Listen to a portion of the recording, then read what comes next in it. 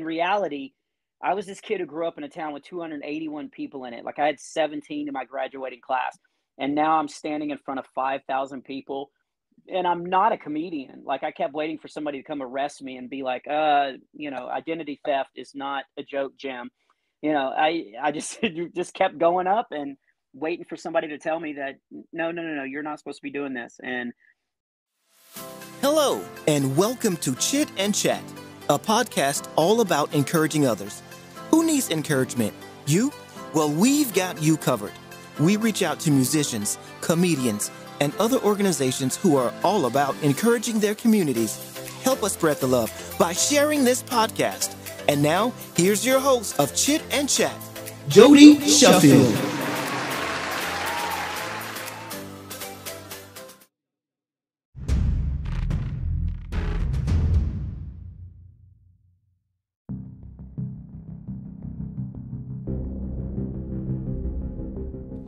Hello, everyone. Welcome back to Chit and Chat, a podcast of encouragement, sharing encouragement to you as I reach out to musicians, comedians, nonprofit organizations, whoever I can to come in here and share a story about encouragement, something I've gone through, I battled through, addictions or whatever. And so I'm so excited today to have on another comedian. I don't know, me and comedians. I love talking to comedians and getting their story and how they get started. But Bob Smiley is my guest today, and I have followed him for a number of years on Dry Bar Comedy and watching him do videos all over YouTube. And I'm excited to have him on today. And as he shares some encouragement, as I get to know Bob a little bit and his career, kick back and relax. This is Chit and Chat with Bob Smiley.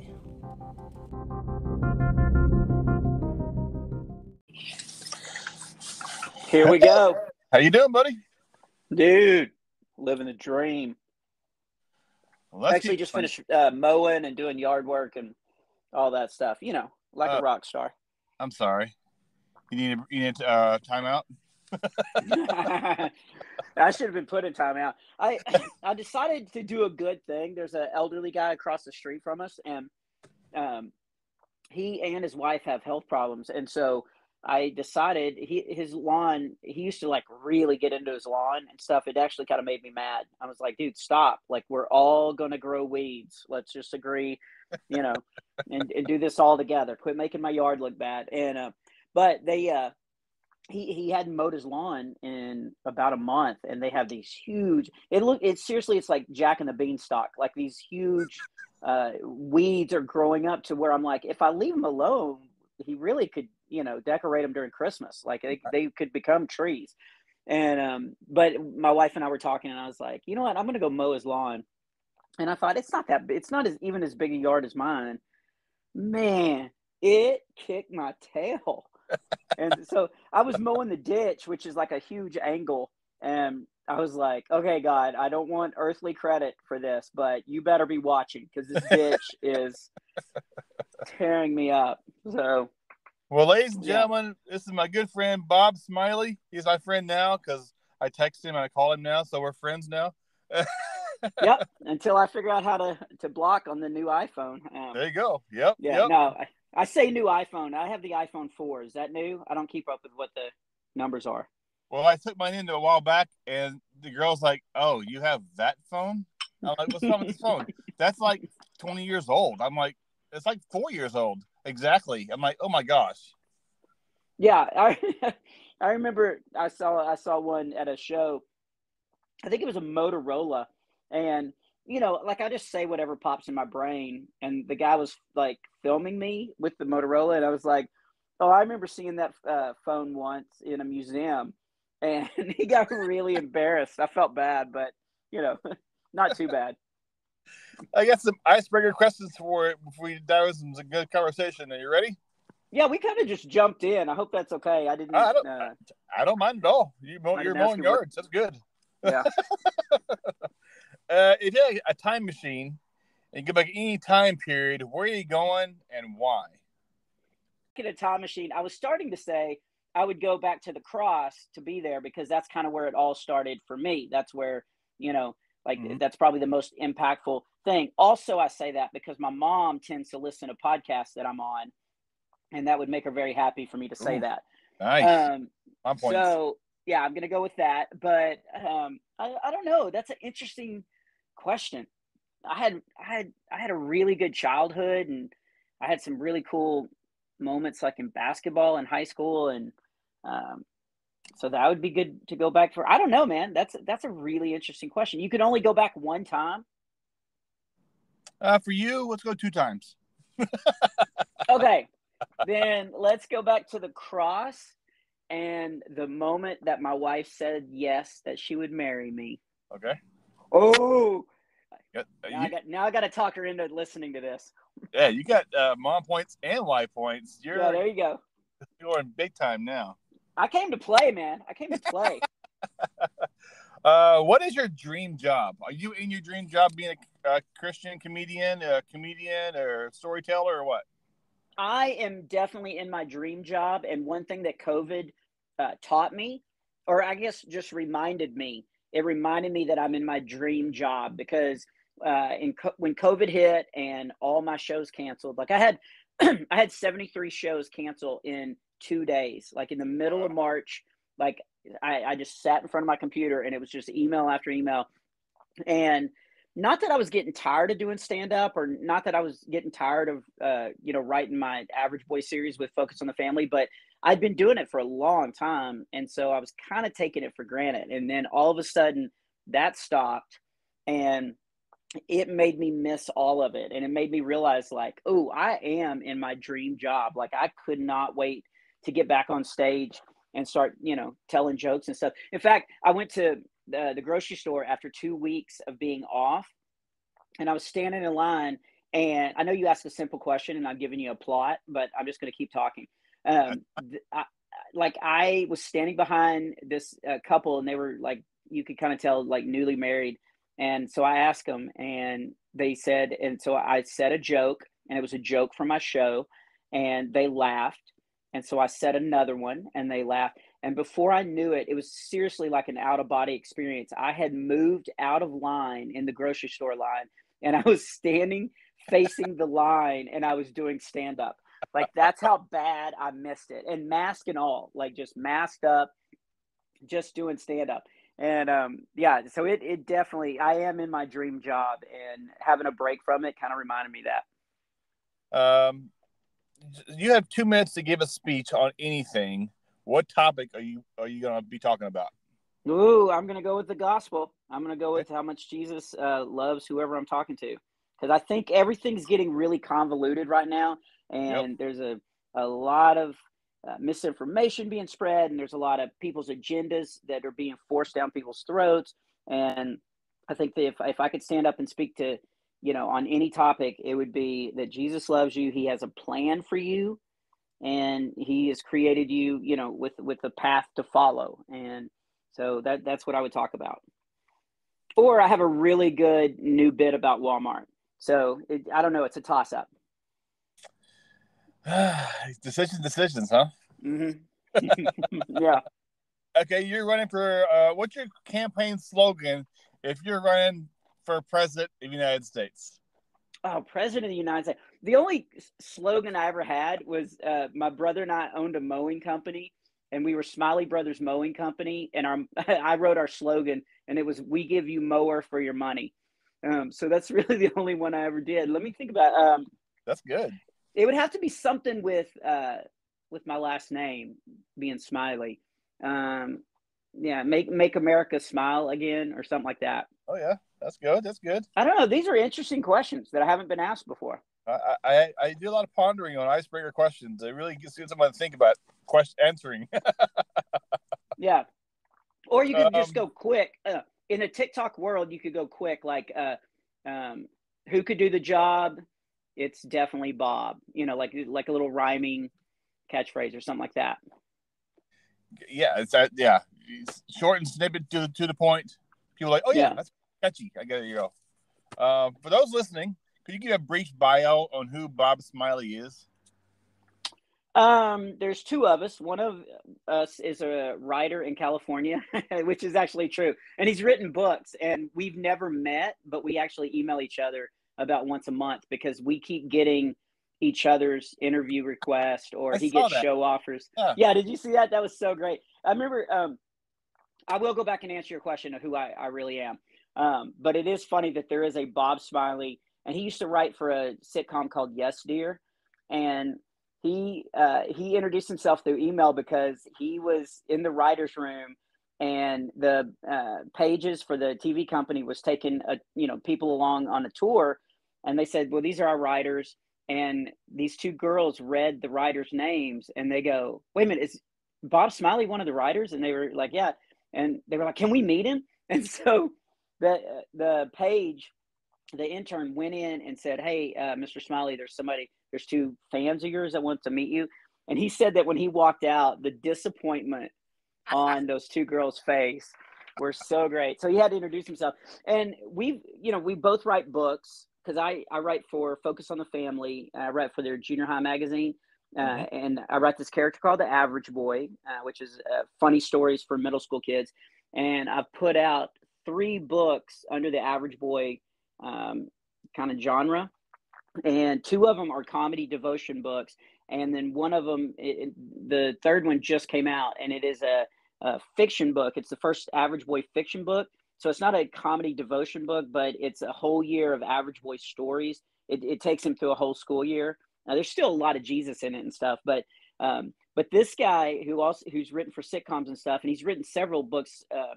He actually wrote a children's book when my second Average Boy book came out, and we were both up for awards and stuff. So we've never met, but we email each other because I sometimes get interview requests, and as I'm reading, I'm like, "Oh, they want him, not me." So Other so we guy. send them. Yeah. Yeah, so comedian. I've been doing stand up for over 20 years. I am a massive hotel shampoo collector. I've got, I think, pretty much all the brands now. Right. I travel around and do stand up comedy, and it's all clean. So most of it is in churches, and families can come out and laugh together without worried about being offended or anything, and big audience members can kind of relax and not be waiting for the moment that they need to get up and slap me.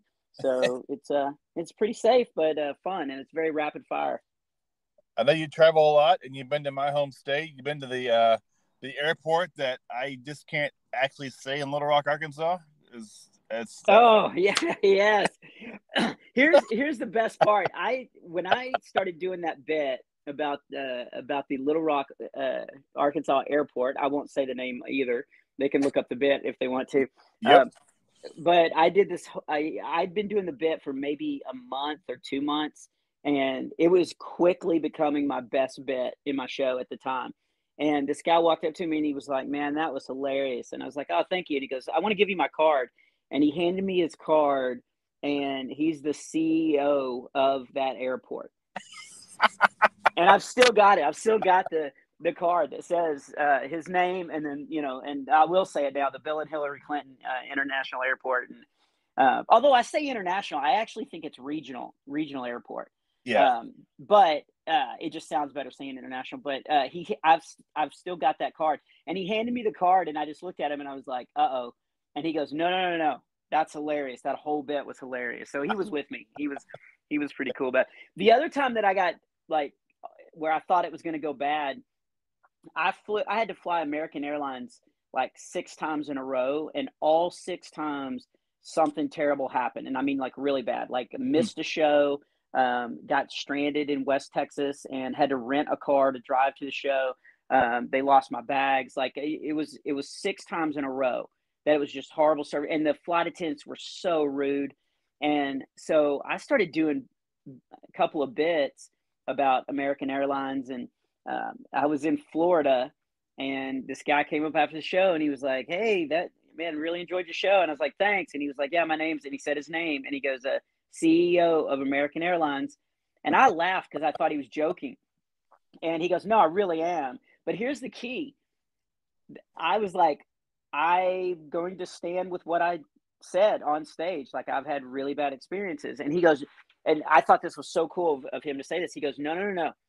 I totally believe that you've had those bad experiences. The only thing I can tell you is give me like 6 to 8 months to try to change things. I Oh, wow. promise you, we're going to make it better. And ironically, I had to fly them somewhere where they were the only option, and I flew them. And this was, I think it was like a year later, because I just absolutely wasn't going to fly them unless I had to. And I will say that the flight attendants were nice, and it looked like they had made some changes and stuff. But yeah, for a split second, I thought it was going to get awkward. I did a lot of research when I was pulling you up and reading about you, Bob Smiley, not the other Bob Smiley. I Yeah. came across the article where you won a contest in college for being a comedian, and you won some cash money to really get you going. Is that true? Yeah, that is true. That's actually how I ended up doing stand up, because I was never pursuing it. And my junior year in college, they had a stand up competition, and I entered it just for the cash prize, and I won. And I didn't even win because I was that good. Like, I've still got a tape of it, but it was okay. But definitely, if I would have gone like to an open mic night, I don't think I would have won any contest. But everybody else was so terrible that I just like I won easily, and I thought, what a great story I'll be able to tell my grandkids.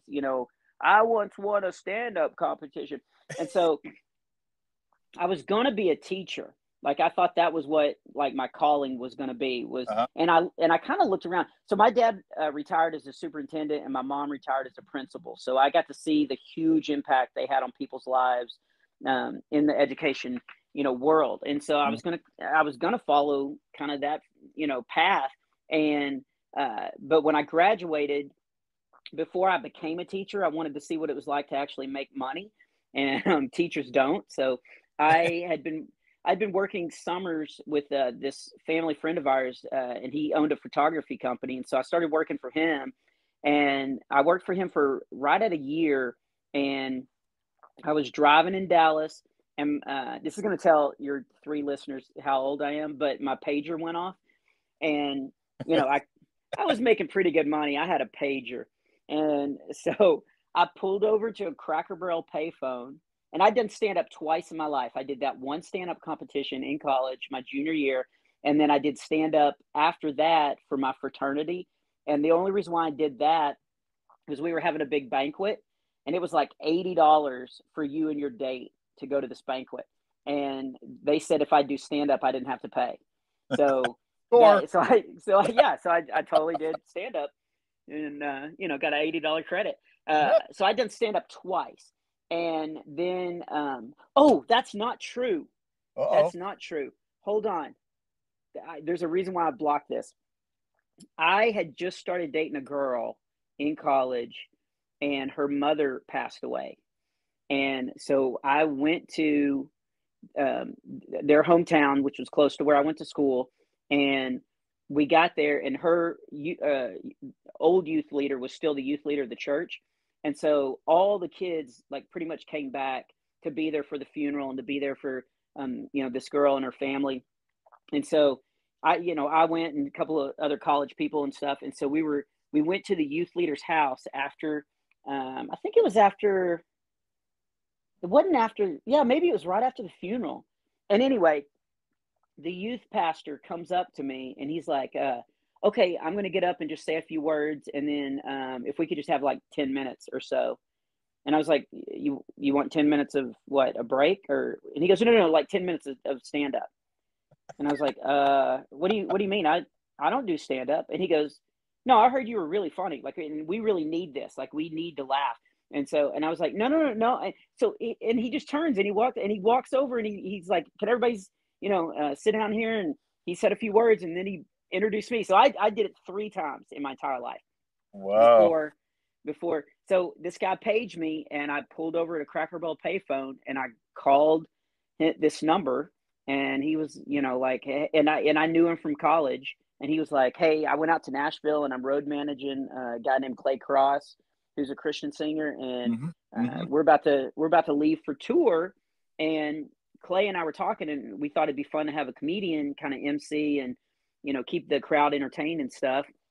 And I've got to hire a merch guy to go on tour with us to sell merch, so we can pay you But we really kind of, are more interested in you doing stand up and stuff. Do you want to go on tour?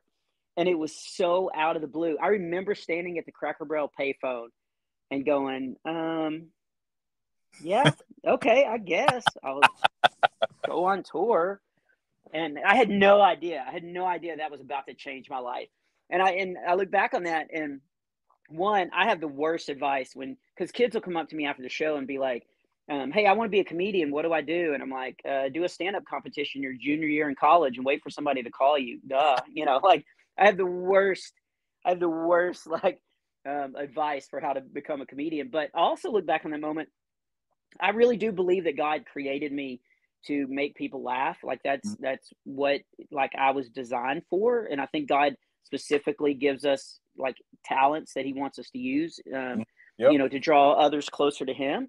And I think, I was always wanting to do God's will. I was always wanting to be used by God. That's kind of why I picked elementary ed, because I was going to be a teacher, and I was looking around and I was seeing all these kids grow up without any positive male role models. And so I picked elementary because I was like, oh, I'm going to try to be a good male role model to these kids. Plus, let's be honest, I already knew most of the alphabet, so my classes were pretty easy in college.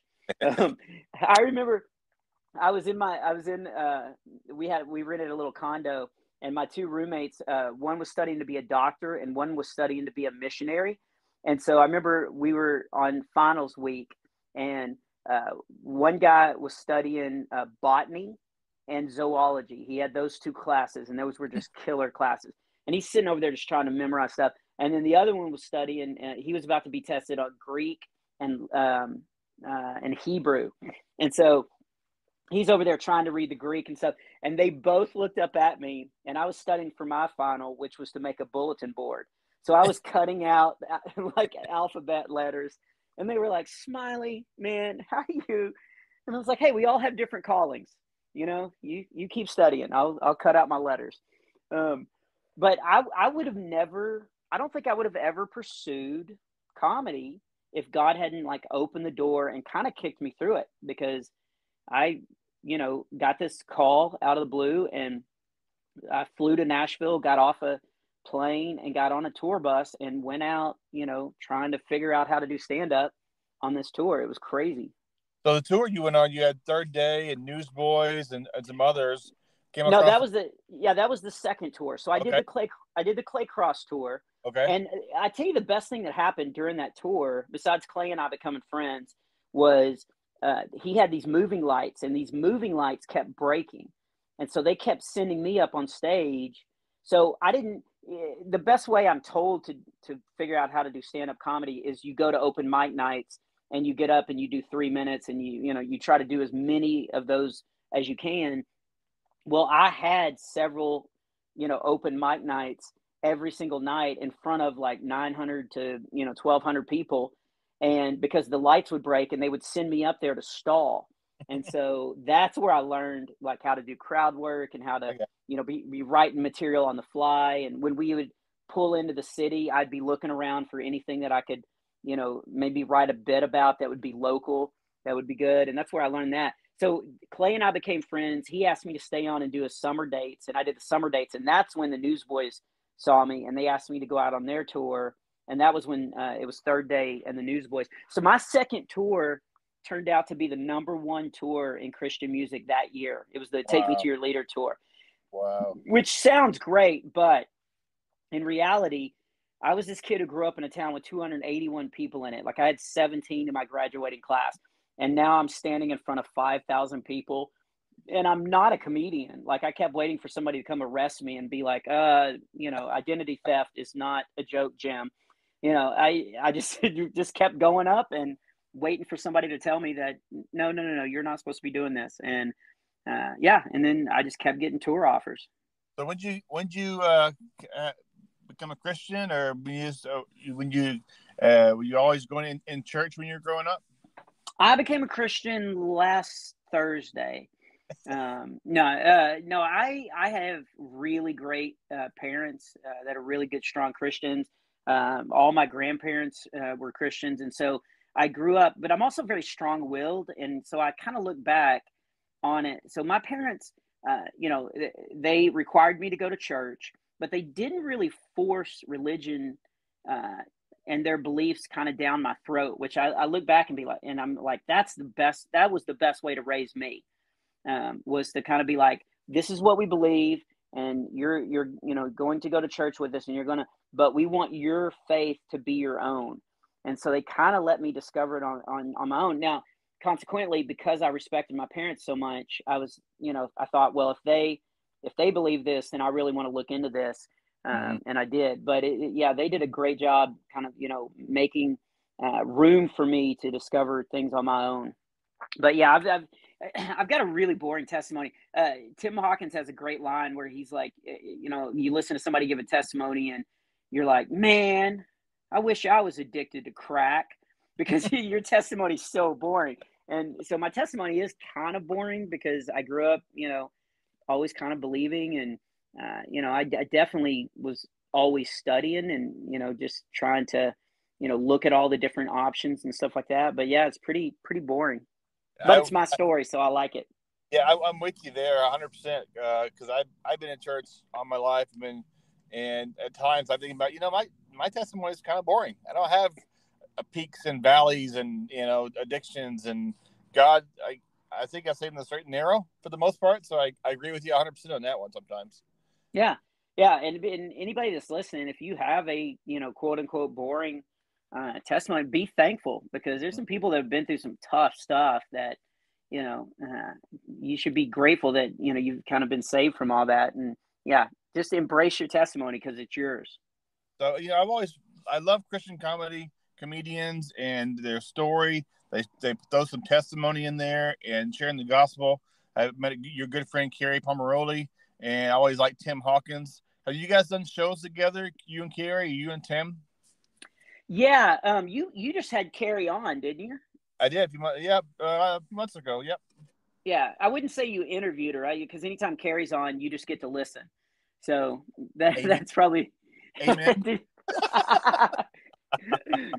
Yeah. No, I love. It's funny when I text her to be on. She said yes. I'm like, you said yes. You said yes, and so I called that episode. She said yes. So that was. Hold on, I'm gonna cough. I'm drinking lemon water, and evidently there was a lot of lemon in that last drink.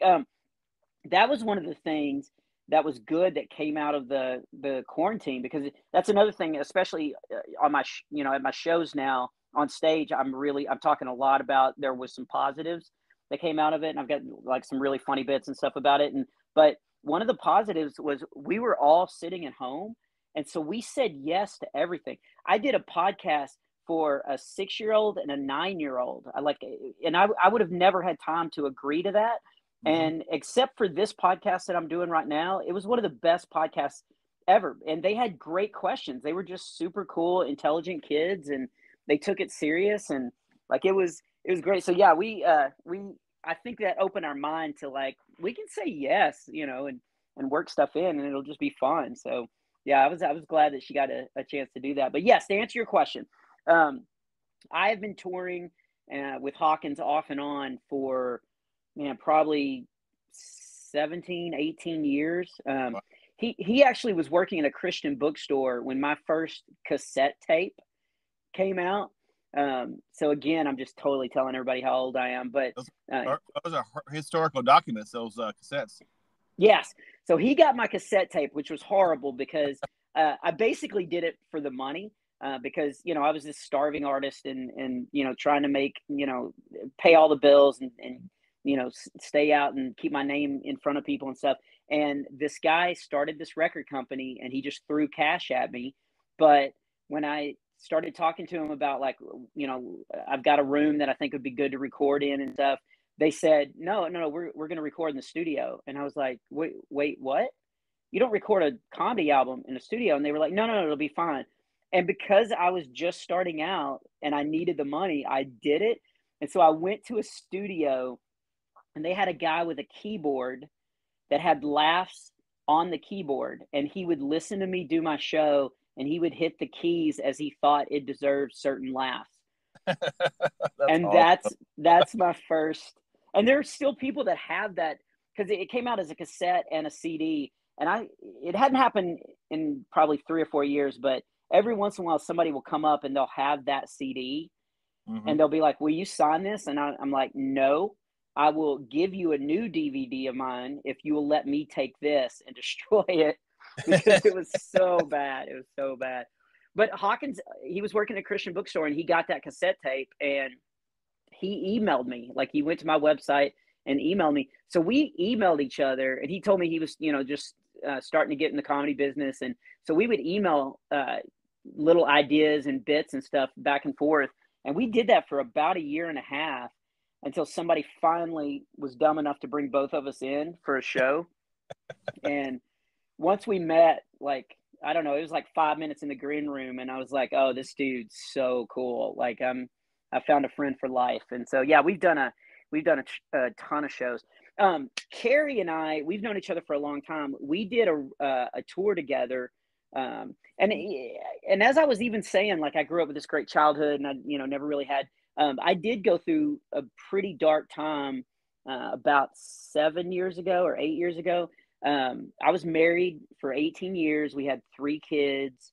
And then, the way I tell it on stage is she met somebody with way bigger, bank accounts, Mm. which is actually true.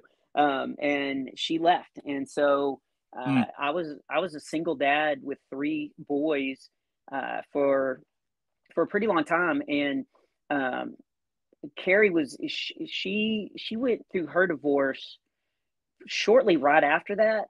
And that was kind of a God thing. Like, we'd been friends. We'd worked a couple of cruises together, her and her husband, Ron McGee. And, like, so I was friends with both of them. And Carrie called me one day, and I'd only told Hawkins, and I think I told a guy named Darren Streblo, another comedian friend of mine. I think I'd only told those 2 people what I was going through at the time. And Carrie called me, and she was like, "I just want to let you know that I'm getting divorced. That Ron and I are gonna get divorced." And she said, "I don't know why, but God just kept, like, putting it on my heart to call and tell you." Oh, And I wow. was like, "Well," I was like, "Well, it probably makes sense because of what I'm going through." And she was like, "Wait a minute, what are you going through?" And I just assumed that one of those guys had called and told her. Oh, And wow. she was like, "No, I did not know." And so neither of us knew kind of what we were going through and stuff. And so we did a tour called "Single's Not a Four-Letter Word" because we both were starting to realize there was not a lot of positive encouragement or things for single people, past 25, past age 25. Mm. Churches just have not put a lot of effort into having good events or good things. And so we kind of put together, it definitely was a comedy show, but it had a lot of encouragement for, people that, maybe they found themselves in a part of their life that they did not think they would ever be in. Life didn't really turn out how they thought it was going to be. Right. And so we really tried to just encourage people that, God can still use you, in, whatever state that you're in, whatever place you're in.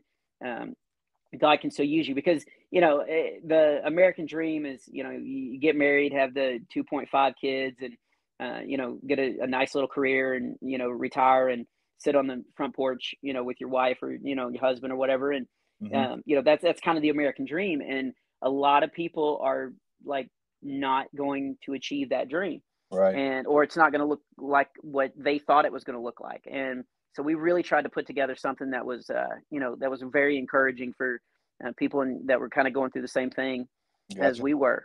And so, yeah, we did a lot of shows together. And I know you're tight on time, and a few more questions for you. This podcast is about encouragement. And during your career, do you ever have someone along the way say, maybe you're going through rough times that to help you through those rough times to give you encouragement? Well, the best advice I got when I was going through that dark time, like right as she left, and we were kind of figuring everything out because the other couple were really good friends of ours. We were vacationing together, so there was a lot of betrayal, to deal with, not only from her, but also from him, because we were really good friends and stuff like that. And so it was just a really dark time. And the first person I called was Hawkins. And he gave me the best advice. And this is the advice I give to people after the show if they come up and say, "Hey, I'm going through that right now," because I still talk about it on stage sometimes when I feel like I'm, supposed to.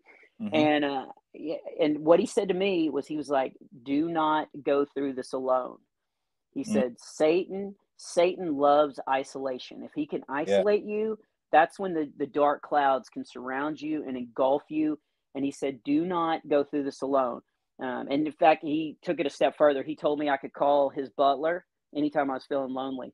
So no, that's not true. That's not true. The last part's not true. But the first part is, he said, man, anytime, because my biggest problem was I would get the kids off to school that morning, and because I'm a comedian, so I don't work during the week, I would get the kids off to school, and then I just sit in this, empty house by myself, and like it just really messed with me. Mm-hmm. And so the best thing I could do was pick up the phone and just call, Streblo or Hawkins or Branyan or some of my buddies, and so that would be my advice to people that are struggling with anything. Really, is just don't go through it alone. God's Yeah. created us for community, like He's created us to be in each other's lives and encourage other people's in their walk. And so I think that's the best advice to give anybody. I know the past several years, I don't know how many people have gone through anxiety and depression, but I truly believe comedy helps someone with laugh a little more, smile a little more, to help them through the toughest times we've gone through. And I believe God is using you to share your testimony with others and your story with others. So I commend you for that. Well, I appreciate that, and I really hope that that's true, because I don't want to go back to mowing. It was fun when I was a kid, but yeah, but yeah, laughter really is so powerful. I do this joke on stage because I read in a medical journal one time that laughter was 10 times more powerful than morphine.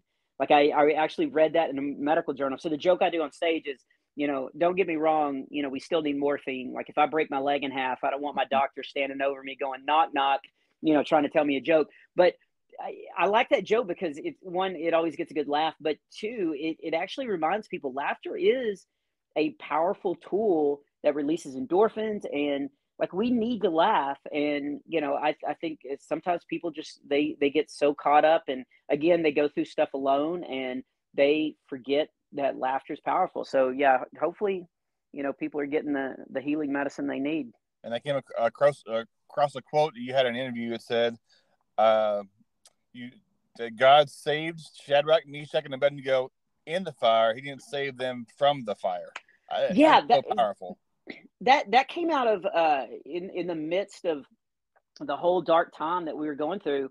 My boys and I were reading, and I read that story, and I've read that story hundreds and hundreds of times. Growing up, we always knew. But I was Meshach in a play at school, and but I just, it never dawned on me that God saved them in the fire. Like I knew that, but it never really dawned on me how impactful that part of the story was, because I had never been in the fire. Mm-hmm. Like I said, I had a great childhood growing up, and I ended up doing a dream job that I never thought, was even possible. And I have good friends, and, just healthy and all that. So I'd never really been in the fire.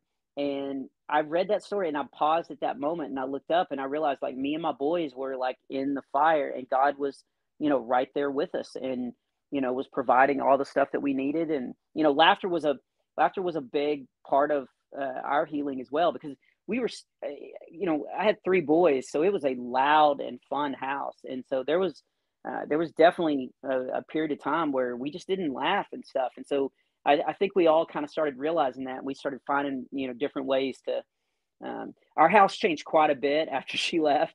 And so we had a ping pong table in the living room, and we realized like, oh, we need to have dinner, and then we need to spend the rest of the evening like doing stuff together and laughing. And that was a big healing part of of that little journey. Have fans given you encouraging words? When you go into your difficult times, and just kind of help encouraging word after a show. Oh yeah, absolutely. Here's what's funny. So I started talking about it a little bit on stage. I wasn't even planning on it. Not that I was going to try to hide it or anything, but I just thought that I didn't know if that topic would be accepted in church, even Mm-hmm. though a lot of people. But for some reason, I just did not think that it was appropriate to talk about it on stage. And I had a show in a very, very large church down here in Houston that's really popular. I won't say the name, Joel Osteen's church. And um, I had done a marriage ticketed event the year before, and it sold out immediately. And so they were like, "Oh, this is good. People, really respond well to a comedy show." And so that night after the show, they booked me again for the next year. Well, then about 2 months leading up to it, I just felt like I had to call them and tell them, like, hey, I just want to let you guys know what I'm going through. I know this is a marriage centered event, and I totally understand if you want to get another comic. Mm-hmm. And I just remember there was just a pause on the phone, and I'll never forget what they said. They said, "Do you have Tim Hawkins' number?" No, that's not true. That's not true. They no, they paused and they knew me, and they were like, "Man, we don't want to put you in an awkward situation, but we would love it if you would talk about it because there are marriages are struggling." Mm-hmm. And so I actually went and did my first open mic night at the Houston Improv because I wanted to try out material to see if I could talk about it and if I could make it funny because that's my job. I've got to make it funny, but I Right. wanted to see if I could get enough, comedy out of it that then I could give a positive, encouraging kind of message in it, which actually turned out great because I showed up at the Houston Improv and I got on, and all these comics didn't know who I was, so they were all kind of, it's a very tight niche deal, so nobody would talk to me before, and then I got up and just killed, and afterwards they were now all wanting to talk to me. And they were all like, "Oh, that was so amazing! That was." And one guy goes, "How long you been doing comedy?" And I told the truth. I go, "Well, that was my first open mic night," which is true. I'd been doing stand up for 20 years, but that was my first open mic night. And so they were like, "What? You're going to make it. You're good." All that kind of stuff. But so I went and I did that show, and I was shocked at how many people came up after the show and said, "Yeah, our marriage is struggling and we're ignoring it. We're not, realizing it's an attack." Mm-hmm. And so I just started talking about it on stage, and I got so many encouraging, That's good. uh, like responses and stuff. And um, it was weird because I talked about it on stage a little bit, and then I went on Tim Hawkins' podcast and talked about it. And I thought, okay, well now it's out because it's huge. And I still didn't get a lot of response on social media from that, even after it came out. You know what got the biggest, like, what I feel like was the letting everybody know. I took a dumb photo of me holding like 20 Bed Bath and Beyond coupons, and all I did was I put it up on Instagram and Facebook, and I just said, "Just saying, ladies." And that's what exploded, where everybody was like, "What are you divorced? Are you?" And I thought it was already, out, and people just weren't responding to me, Right. at all. But then, man, my DMs just flooded, and it was all people like just wanting to pray, for me, and praying for my kids, and yeah, the outpouring was just phenomenal. And That's then now, even now, like I'll still talk about it if I get to an event and I just feel like, okay, somebody needs to hear something. I don't know why, but I'm just going to do it. I'll talk about it, and then almost every single time when that happens, somebody will come up to me after the show and either say, "Hey, I'm going through this right now," or I feel like we're headed in that direction, and we want to do something to stop it, or there's that kind of encouragement. But when I was in the midst of it, in the darkest times, I can't believe how many people came up and said, "Hey, I went through what you went through, and I'm here to tell you it gets better. If you wow. just keep your head about you, don't let Satan in, and just keep your head about you, it will get better." And that's Wow. the other advice that I just stole, and that's what I tell people when I'm talking to them. I'm like, it probably doesn't seem like it now, but it will get better. Like, God can get you through all this. I got two quick questions for you, and we'll wrap it up. Who has been your Uh, biggest influence while doing comedy? uh, That ooh. So my dad would let me watch Johnny Carson, its monologue before I had to go to bed. And so I would watch Johnny Carson. He used to host the Tonight Show for all your younger listeners, and they're not even listening now. They're looking up cassette tapes. Yeah. But I could watch his monologue, and then if there was a comedian on, I got to watch the comedian. And so my influences, I really like Dennis Miller stand up because he refused to dumb it down. So he had these incredibly intelligent jokes, and if you got them, you're rewarded by being smart. And I really like that. And then I also like Gary Shandling. Gary Shandling was like a huge influence, even though What? my style is completely different from his. But he kind of would act like he was uncomfortable on stage, and so he would just tell jokes until somebody let him off stage. Mm-hmm. And I just love that. And he was brilliant. Like he was just absolutely brilliant. So I would study how he crafted jokes. Again, not because I wanted to do stand up, but because I knew comedy was powerful, and so I wanted to figure out how to be funny. And so I would like dissect his jokes down, be like, oh, he had two setups and then the punchline, and I really liked him. So he was a big influence as well.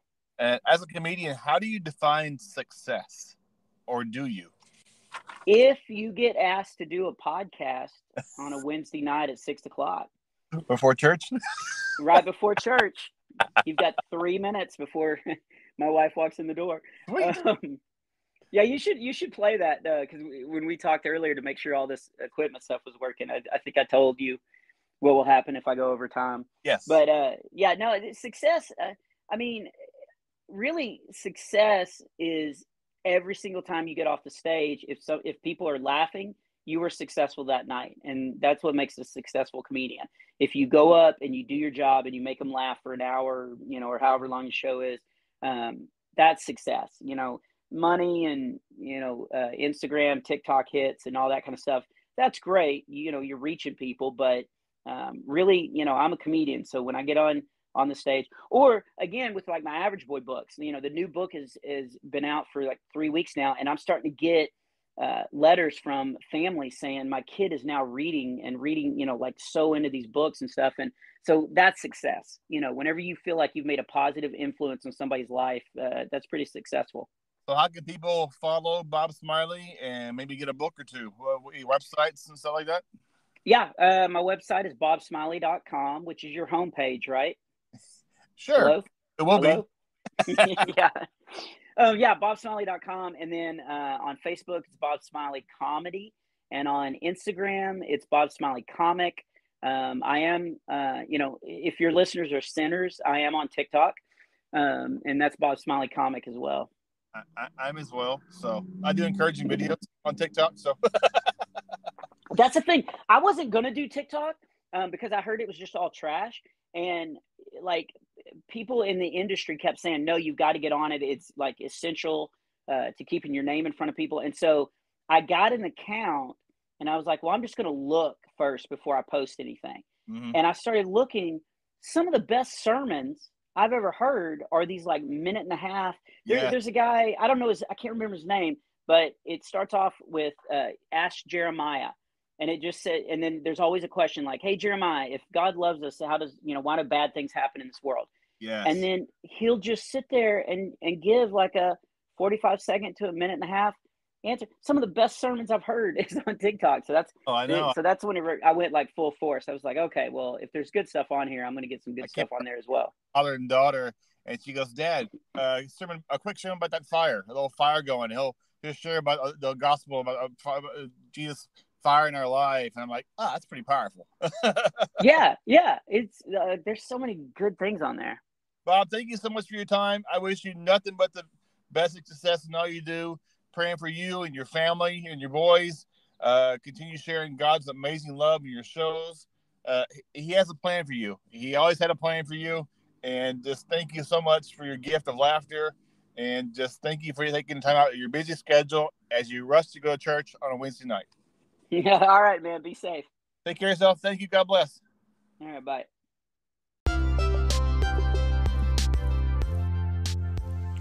What a great time we had today with some great conversation with a comedian and author, Bob Smiley, and to get his story, and he shared some encouragement as some battles he has gone through, him and his family, as he shared some encouragement with you to seek help. Don't fight the battles alone when you're going through them. Find someone to come with you and come beside you and help you through the dark times you could be facing. So it was an honor and privilege today to have on comedian Bob Smiley. Hope you can check it out, his website and his videos for a good laugh. And thank you for joining today. This is Chit Chat, encouraging someone somewhere.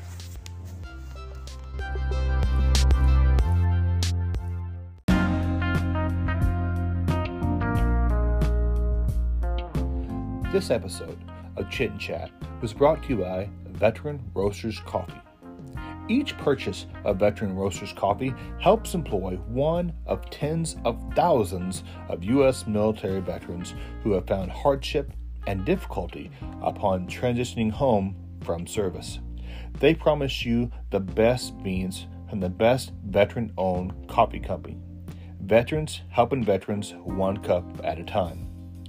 Use the code ChitChat25 to receive 25% off your purchase at veteranroasters.com.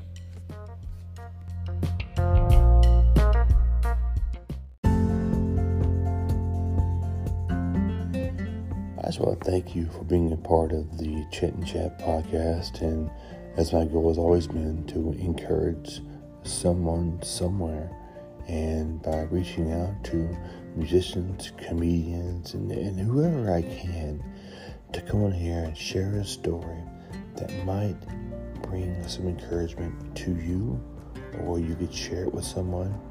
If you could follow, subscribe, share these podcast links. I'm all over different platforms. I'm on Spotify and Google Podcasts, and I use the Anchor app as well. And so just let's share encouragement with one another. Thanks again for being part of this podcast. It's all about encouraging others. God bless. Until next time, this is Chit and Chat, encouraging one another.